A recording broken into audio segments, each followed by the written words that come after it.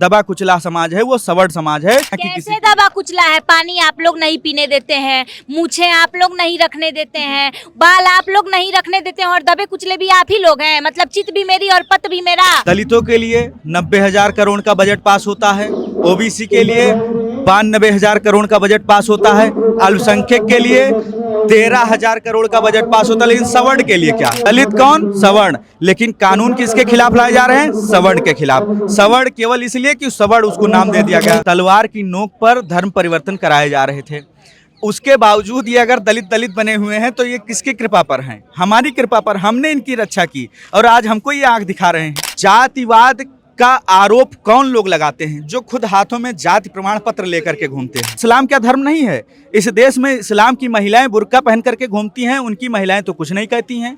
मेरा नाम ठाकुर शिवम सिंह है और मैं सवर्ण आर्मी का को फाउंडर हूँ जी। तो अभी जैसे यूजीसी को आप लोग काला कानून बोल रहे हैं कि इसे वापस कर दो, तो क्यों ऐसा चाह रहे हैं? क्योंकि दबे कुचले लोग जो हैं, दलित लोग जो हैं, वो सामने आकर बोल रहे हैं और उसके समर्थन में प्रोटेस्ट हो रहे हैं कि इसे आना चाहिए। क्योंकि जैसे समाज में हमारे लोग दबाए जाते हैं, तो हम नहीं चाहेंगे कि हमारे बच्चे यूनिवर्सिटीज़ में दबाए जाए, उनका भविष्य जो है उज्जवल हो। इसीलिए ये कानून आना चाहिए। आप क्यों इसके विरोध में प्रदर्शन कर रहे हैं? दबा कुचला कौन है, पहले ये बताया जाए। दबा कुचला वो है जिसको न संवैधानिक व्यवस्थाएं मिल रही हैं, न सरकार के द्वारा कोई सुविधा दी जा रही है और न ही बजट में कोई बजट दिया जा रहा है। दलितों के लिए 90,000 करोड़ का बजट पास होता है, ओबीसी के लिए 92,000 करोड़ का बजट पास होता है, अल्पसंख्यक के लिए 13,000 करोड़ का बजट पास होता है। लेकिन सवर्ण के लिए क्या? तो दबा कौन, कुचला कौन? सवर्ण। दलित कौन? सवर्ण। लेकिन कानून किसके खिलाफ लाए जा रहे हैं? सवर्ण के खिलाफ। सवर्ण केवल इसलिए कि सवर्ण उसको नाम दे दिया गया। दलित इसलिए दलितों के लिए लाए जाते हैं क्योंकि दलित का नाम दे दिया गया, उनको एक आवरण से ढक दिया गया। तो कहीं ना कहीं मेरा मानना यह है कि वास्तव में जो दबा कुचला समाज है वो सवर्ण समाज है। कानून लाया जाए तो इसके लिए लाया जाए, ना कि किसी। दबा कुचला है? पानी आप लोग नहीं पीने देते हैं, मूछें आप लोग नहीं रखने देते हैं, बाल आप लोग नहीं रखने देते हैं और दबे कुचले भी आप ही लोग हैं। मतलब चित भी मेरी और पत भी मेरा। ऐसे कैसे चलेगा फिर? ऐसे चलेगा कि अगर एक बात का जवाब आपसे चाहूंगा कि अगर एक बात बताइए कि आप कितने घंटे तक बगैर खाए पिए जिंदा रह सकती हैं? हम तो सुबह से खाए ही नहीं है। अब बोलिए। लेकिन अभी तक जिंदा ही है, लेकिन कितना? अब 2-3 दिन नहीं खाएंगे तो मर ही जाएंगे हम तो। 2-3 दिन में मर जाएंगी ना। तो जब 5,000 वर्षों तक हमने पानी नहीं पीने दिया गया तो ये दलित कैसे जिंदा रहे?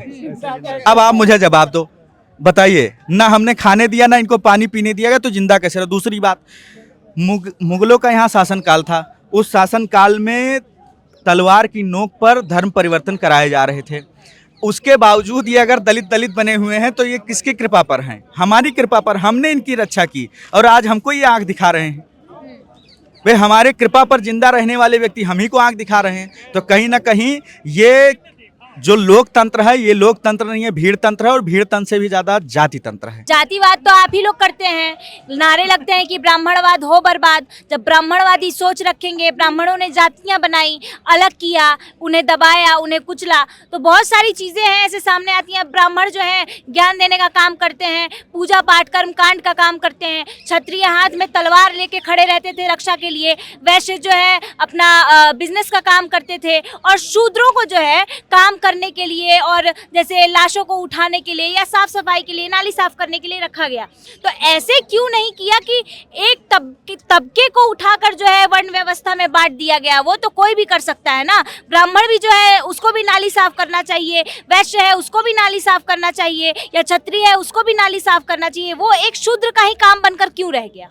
ये आप जो बात कर रही हैं वर्ण व्यवस्था की बात कर रही हैं। पहली बात तो उसमें जाति की बात होनी ही नहीं चाहिए, क्योंकि वर्ण व्यवस्था था कि एक घर में अगर 4 लड़के हुए तो कोई लड़का क्षत्रिय हो सकता है, कोई ब्राह्मण हो सकता है, कोई शूद्र हो सकता है, कोई वैश्य हो सकता है। देखिए ये चीज एकदम अच्छे से आप एक्सप्लेन कीजिए कि बहुत, क्योंकि लोगों के दिमाग में ना क्या होता है कि कंफ्यूजन होता है और वर्ण व्यवस्था को जाति व्यवस्था से ये लोग जोड़ देते हैं लिंक करके। उसके बाद बहुत सारी चीजें होती हैं, भ्रम फैलता है लोगों में। तो इसको क्लियर कीजिए कि वर्ण व्यवस्था क्या है और जाति व्यवस्था क्या है? देखिए, हमारे यहाँ जो व्यवस्था थी वैदिक काल में, वो थी वर्ण व्यवस्था। और वर्ण व्यवस्था का मतलब होता है कि अगर एक ही परिवार में 4 बच्चे हैं तो कोई भी बच्चा ब्राह्मण हो सकता है जो पढ़ेगा लिखेगा, जो रक्षा करने के उसमें होगा वो क्षत्रिय हो जाएगा, और जो व्यापार करेगा वो वैश्य हो जाएगा, जो सभी की सेवा करेगा वो शूद्र हो जाएगा। ये हमारी वर्ण व्यवस्था थी। इसमें कहीं ऐसा कोई नहीं था कि जाति व्यवस्था है। जाति मतलब कि पीढ़ी दर पीढ़ी कोई जो है शूद्र और वैश्य नहीं होता था, समझ रहे हैं ना, क्षत्रिय ब्राह्मण होता था। उसमें पैदा होने के बाद उसके कर्मों पर आधारित व्यवस्थाओं के आधार पर वो बनता था कुछ भी, ठीक है। दूसरी बात, ये जो जाति तंत्र आया ये मुगलों के शासनकाल से आया। ये किसके? अंग्रेजों के शासनकाल में सबसे ज़्यादा हावी हुआ। फिर संविधान ने इसको और ज़्यादा मजबूत करने का काम किया, जाति प्रमाण पत्र। अच्छा, एक बात बताओ, जातिवाद का आरोप कौन लोग लगाते हैं? जो खुद हाथों में जाति प्रमाण पत्र लेकर के घूमते हैं, बताइए। एक बात आप बताइए, ब्राह्मणवाद हो बर्बाद का नारा किसने लगाया? जो हमको जातिवादी बता रहे हैं। और हम कौन हैं? सर्वे भवन्तु सुखिनः सर्वे सन्तु निरामया की बात करते हैं। हम कहते हैं कि वसुधैव कुटुम्बकम, ये पूरा विश्व ही हमारा परिवार है। तो जातिवादी कौन? हम विश्व को परिवार मानने वाले या ब्राह्मणवाद हो बर्बाद वाले? बताइए, आप जवाब दीजिए। ब्राह्मणवादी सोच का मतलब है कि दलितों को दबाया कुचला जाता ही है, साथ में महिलाओं को आगे नहीं बढ़ने दिया जाता है, नहीं बोलने दिया जाता है। जैसे पहले क्या होता था कि महिलाओं को सती करा दिया जाता था, महिलाएं सती हो जाती थी, महिलाओं को घर से बाहर नहीं निकलने दिया जाता था, महिलाओं को पढ़ने नहीं दिया जाता था। बहुत सी सारी ऐसी चीज़ें होती थी, उनको लेकर सामने आते हैं लोग और बोलते हैं यही है ब्राह्मणवादी सोच। देखिए, मैं बताऊं, पिछले 70 साल से जब आप बात कर रही हैं सती प्रथा और ये सब, ये मुगलों के शासनकाल में होता था, क्योंकि हम अपनी बहन बेटियों की अस्मिता को बचाने के लिए वो सब करते थे। वो उसके बाद हमने सुधार किया अपने आप में, ठीक है, उसको हमने ख़त्म किया। जो भी रूढ़ियाँ थी हमने हमेशा ख़त्म करने का काम किया। सनातन का मतलब जो हमेशा नई तरीके से संजोई जाए वही परंपरा सनातन है। मतलब समय अनुसार उसमें बदलाव होते रहते हैं, परिवर्तन होते रहते हैं। लेकिन मैं बताऊं, पिछले 70 सालों से इस देश में ना मनुस्मृति का राज है। पिछले 70 सालों से इस देश में ना सरकारें जो है या यह देश मनुस्मृति के आधार पर चल रहा है। यह देश किसके आधार पर चल रहा है? संविधान के आधार पर। तो जब देश संविधान के आधार पर चल रहा है तो फिर हम नहीं जान पा रहे हैं कि ये धर्म को टारगेट करने का काम क्यों किया जा रहा है। धर्म, एक बात, इस्लाम क्या धर्म नहीं है? इस देश में इस्लाम की महिलाएं बुर्का पहन करके घूमती हैं, उनकी महिलाएं तो कुछ नहीं कहती हैं। जब हम लोग तो किसी को कुछ नहीं कहते हैं, हम तो कहते हैं कि जो जैसे रहना चाहे वो वैसे रहे। फिर भी हमारे ऊपर झूठे आरोप लगाए जाते हैं और दलितों को दबाने की बात की जा रही है। एक बात बताओ, 21 रुपये पर सत्यनारायण पाठ कथा कहने वाला ब्राह्मण, या आज जो क्षत्रिय जिसके पास 10 बीघे भी जमीन नहीं है, वो किस प्रकार से दलितों का शोषण करता हो गया है। संविधान में जब सारी सुविधाएं व्यवस्थाएं, आप एक बात, तो अभी आंकड़ा निकल करके आया, मैं एक न्यूज़ चैनल देख रहा था, तो उसमें एक आंकड़ा प्रस्तुत किया गया कि सवर्ण समाज देश में सबसे ज़्यादा घर से विहीन है। मतलब उसके पास पक्का मकान नहीं है। गरीबी, सुनिएगा, सबसे ज़्यादा गरीबी की अगर सर्वे किया गया उसका, तो उसमें ये देखा गया कि सवर्ण समाज सबसे गरीब है और सबसे कम गरीब किसको देखा गया? दलित समाज को। अब उसके बाद भी तुम एक नैरेटिव गढ़े हुए हो। नैरेटिव किसका है? इन वामपंथियों का है।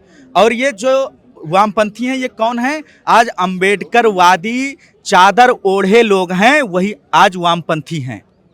वामपंथ के जो लोग हैं वो वामपंथ सक्सेसफुल नहीं हुआ तो उन्होंने अंबेडकरवाद की चादर ओढ़ ली है, और उस चादर की आड़ में ये सवर्णों को और धर्म को टारगेट करने का काम करते हैं। लेकिन आपके माइक से मैं एक घोषणा भी करता हूँ, अभी तक जो हुआ, आप जैसी बहनों को अगर टारगेट किया गया, लेकिन आज के बाद मैं यह घोषणा करता हूं आपके इस माइक से और मंच से कि जैसे इस्लाम के विरोध में अगर कोई कुछ बोलता है तो सर तक होता है, वैसे अब हमारे धर्म के खिलाफ या सवर्ण के खिलाफ या हमारी बहन बेटियों के खिलाफ कोई कुछ बोलेगा तो हम भी सर तन से करने का काम करेंगे।